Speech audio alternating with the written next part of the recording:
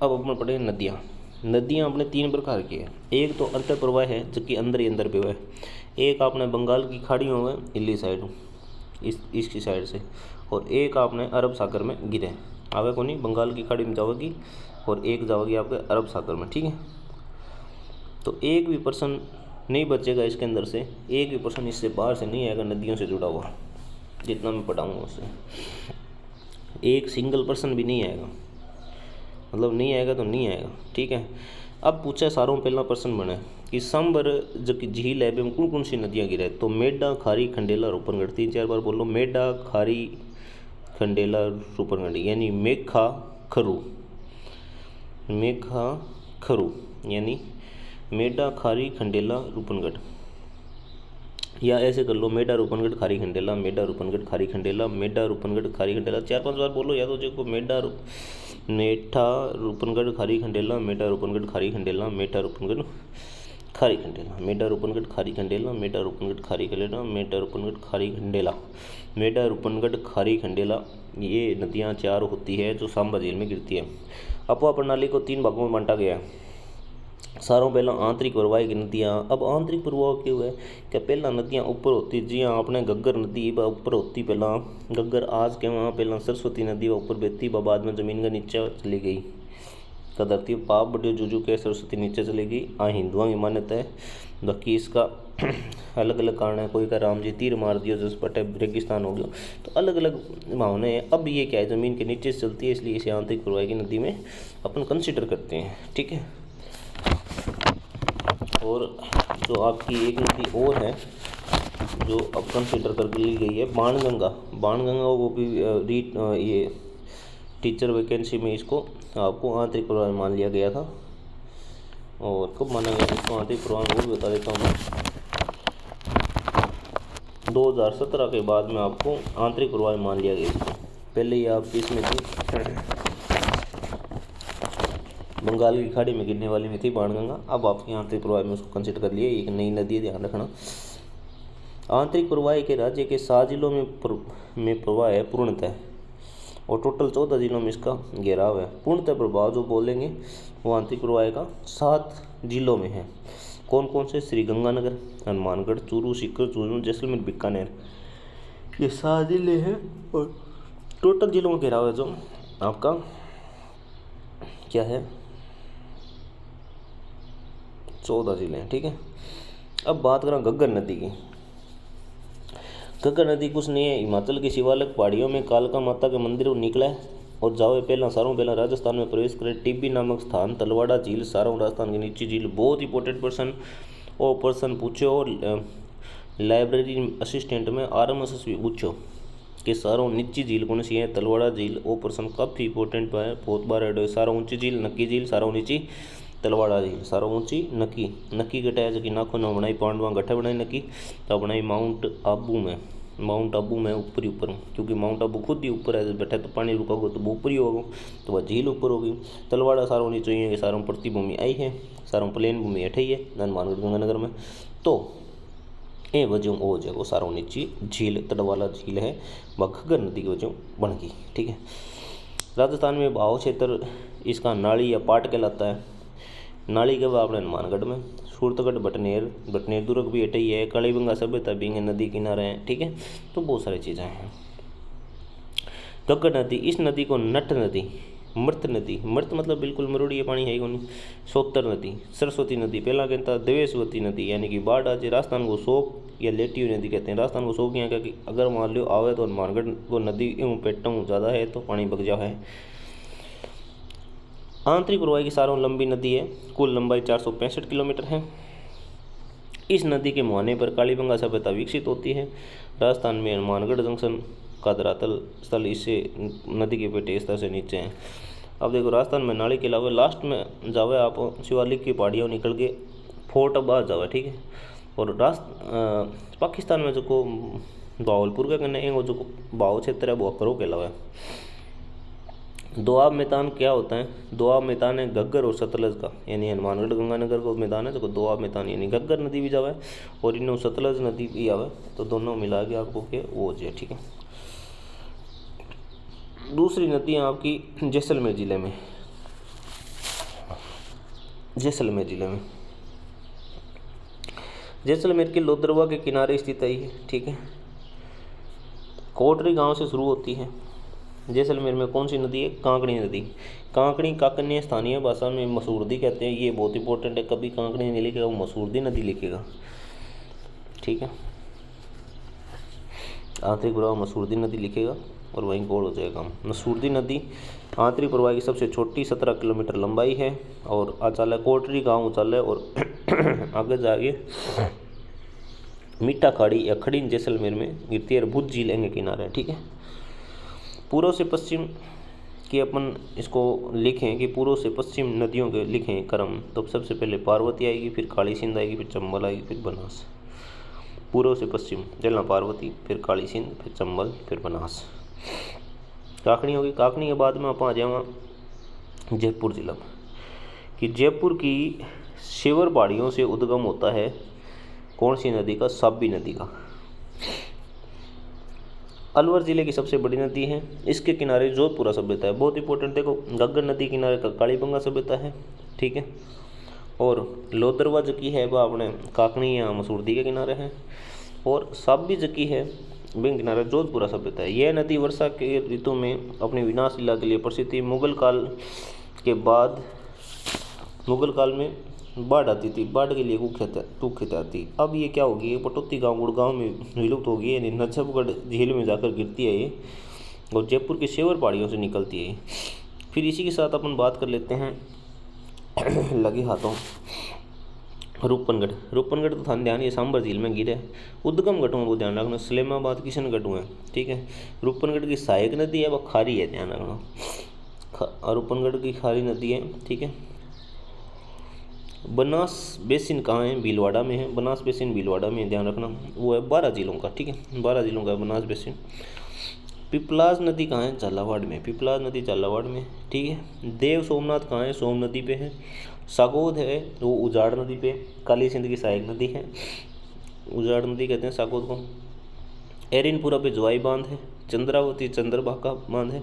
Abu road पश्चिमी बनास और शिवगंज जवाई, ठीक है।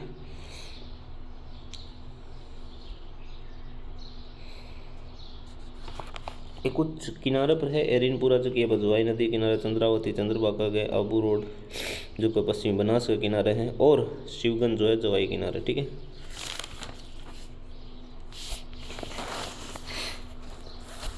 अब देखो, आर्थिक प्रवाह जो है वो 60.2% है, और बंगाल को उपवाह है वो 22.4% है। अरब सागरीय प्रवाह है वो 17.4, यानी 60.2 आंतरिक प्रवाह, यानी सारों में ज़्यादा वही है। और बंगाल की खाड़ी 22.4%, अरब सागरीय प्रवाह 17.4%। अब देखो, सारों लंबी नदी आंतरिक प्रवाह की 465 किलोमीटर घग्गर नदी है, और सारों छोटी है वह किसी होगी भुज झीलदारी जो की है वह होगी काकने मसूरती और काकड़ी, वह होगी आपकी 17 किलोमीटर। अब बात करें बीकानेर चूरू, ऐसा जिला है जहाँ कोई नदी नहीं है, ठीक है। मेहता की सहायक नदियाँ खंडेला व खारी है। जयपुर व नागौर जिले में इसका प्रवाह है मेथा का, ठीक है। अब पहले आंतरिक प्रवाह की खत्म कर लें फटाफट। कांतली नदी। अब कांतली नदी है जो कि चाले हटूँ उद्गम है खंडेला पहाड़ी रेवासा सीकर से, ठीक है। इसके प्रदेश को तोरावटी प्रदेश कहते हैं। तंवर राजपूतों का ध्यान रखना, तंवर राजपूतों का कहते हैं। अब इसके किनारे गणेश और सभ्यता है सीकर में, ठीक है। और ये मंडरेला झुंझुनू तक जाती है, चूरू की सीमा पर विलुप्त हो जाती है। लगभग 100 किलोमीटर है, ठीक है, लगभग 100 किलोमीटर है। कांतली इस नदी की मौसमी नदी भी कहते हैं। पूर्ण भाव की दृष्टि से आंतरिक प्रवाह की सारों लंबी नदी है, कुल लंबाई 100 किलोमीटर। पूर्ण भाव यानी कि राजस्थान की राजस्थान में रहना 465 है घग्गर, जो किसी वाले की पहाड़ियों निकल के जाओ, लेकिन वह राजस्थान में कोई नहीं थी लंबी, लेकिन पूर्ण भाव की दृष्टि से करें 100 किलोमीटर है ये, ठीक है। झुंझुनू 2 भागों में बांटा, गणेश और सभ्यता तोरावटी, ठीक है। अब आगे जो की नदी है वह आपकी नदी है रूपारेल। इसे लसवारी नदी भी कहते हैं, वरा नदी भी कहते हैं, लसवारी या वरा नदी भी कहते हैं। अब शुरुआत गठू है, शुरुआत हुआ उदयनाथ की थानागाजी अलवर पहाड़ी, अलवर स्टार्ट हुआ और भरतपुर के सीकरी बांध भरतपुर में जावे, जठे कुसुलपुर गांव है, कुसुलपुर गांव तक जाओ, ठीक है।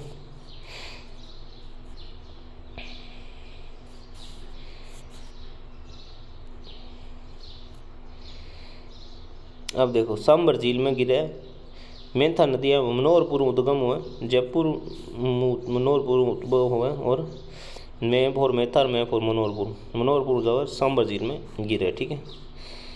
खंडेला पहाड़ियों निकले कांतली जावे, और उदयनाथ की पहाड़ियों निकल के जो कि आपकी रूपा रेल जावे। ठीक है। तो टोटल नदियाँ कितनी होगी, 1 2 3 4 ये, और 1 2 3 4, यानी टोटल 8 नदियाँ अपन करें जो कि आंतरिक प्रवाह की आपने कंसिडर हुआ। ठीक है। एक माणगंगा होगी तो 9 हो जाएगी। ठीक है।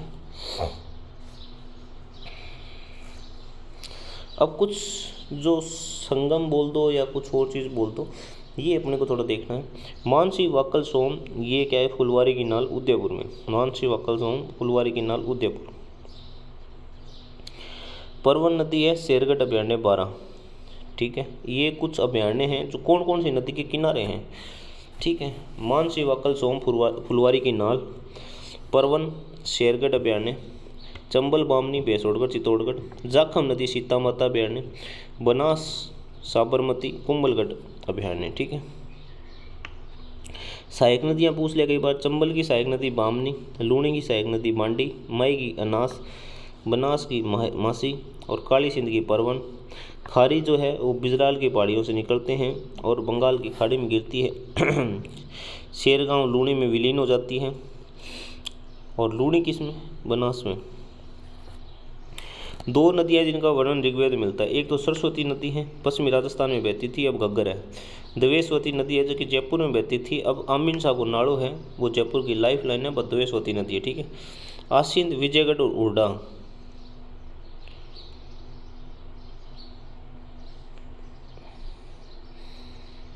आसिंद विजयगढ़ और हुडा जगह है वे खारी नदी के किनारे हैं। ठीक है।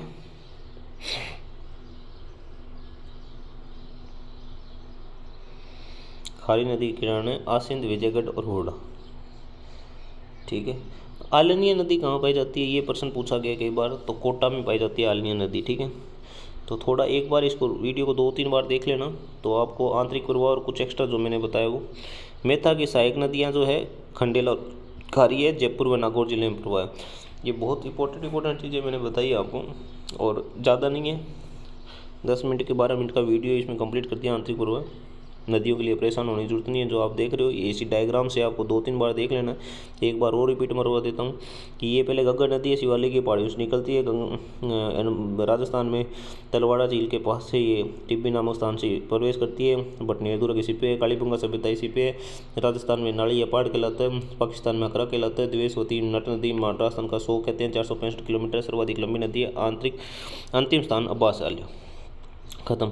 अगलो जो है कि कोटड़ी गांव में काकड़ी है, मसूरदी है, सारों छोटी है, 17 किलोमीटर है, कोटड़ी गांव चाला है, और खड़ीन मीठी खाड़ी में जाके गिरे हैं, और लोदरवा इंग किनारा है, बुद्ध झील है इंग किनारा है। ठीक है। सारों छोटी है। फिर आ जाओ रूपनगढ़ में, रूपनगढ़ अजमेर इस्लामाबाद सांबर झील में गिरे, और बेंगाबाद में जो अजमेर साबी नदी जो कि जयपुर सांबर झील जयपुर की सेवर पहाड़ियों से निकलती है, और पटौदी का गुड़गांव में नसेगढ़ झील में खत्म हो जाती है। मुगल काल में बाढ़ आती थी। जोधपुर सभ्यता इसी किनारे, जोधपुर साबी नदी किनारे है, घग्गर नदी किनारे आपको कालीबंगा है, लोदरवा है आपकी काकने और मसूरदी नदी किनारे। ठीक है। 3 नदियाँ ए पर कवर होगी। रूपनगढ़ जो कि इस्लामाबाद उचाला देंगे। बाद में आप बात करते हैं कांतली किनारा आपकी जो कि सभ्यता है, गणेश्वर सभ्यता है, सीकर में है, और खंडेला पहाड़ियों निकले हैं, रेवासा सीकर खंडेला पहाड़ियों निकले, चूरू की सीमा पर जाकर समाप्त हो जाए। लगभग 100 किलोमीटर आंतरिक प्रवाह शहरों लंबी नदी है, क्षेत्र ने तोरावटी के वहाँ। और बाद में आप बात करें रूपा रेल की बात करें, रूपा रेल में अपना उदयनाथ की पहाड़ी है, थानागाची है, भटौ निकला है, और भरतपुर को सीकरी बांध भी यहाँ पर है, और वरा नदी भी इनके वहाँ पूछ ले, वरा नदी किसे कहते हैं, रूपा रेल को कहते हैं। ठीक है। फिर अपन बात करते हैं मेथा यानी मनोहरपुरा निकला और सांबर झील में गिरे। मेथा और रूपनगढ़ दोनों ध्यान रखना। रूपनगढ़ सलेमाबाद निकल के गिरे अंदर, और जयपुर का मनोहरपुर निकल के बाद गिरा आपकी मेथा। यहाँ पे सिर्फ मैंने 2 नदियों का जिक्र किया है, मेथा और रूपनगढ़। खारी और खंडेला है ना, उनका जिक्र नहीं किया है, ध्यान रखना। वो आंतरिक प्रवाह में नहीं है, खारी और खंडेला जो है दोनों। ठीक है। होती तो मैं उनको यहाँ पढ़ाता। तो टोटल 8 नदियाँ मैंने पढ़ाई है। एक बाणगंगा है जो मैं बंगाल की खाड़ी में पढ़ाऊँगा, कि पहले वो बंगाल की खाड़ी में थी, 2017 के बाद में उसको कंसिडर किया आरपीएससी ने आंतरिक प्रवाह में। ठीक है। ये दो नदियाँ सरस्वती है वो घग्गर नदी थी, और द्वेषवती वो अमीन शाह का नाना है, जयपुर की लाइफ लाइन है। और ये कुछ इंपॉर्टेंट क्वेश्चन है, इनको आप वीडियो को देख लेना, रोक के लिख लेना इनको और याद कर लेना।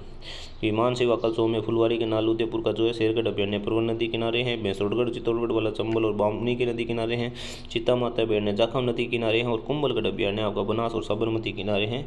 ये नदियाँ जब पढ़ाऊँगा उसमें आपको पता चल जाएगा ऑटोमेटिक। ये छोटा सा वीडियो है, आंतरिक प्रवाह कंप्लीट है।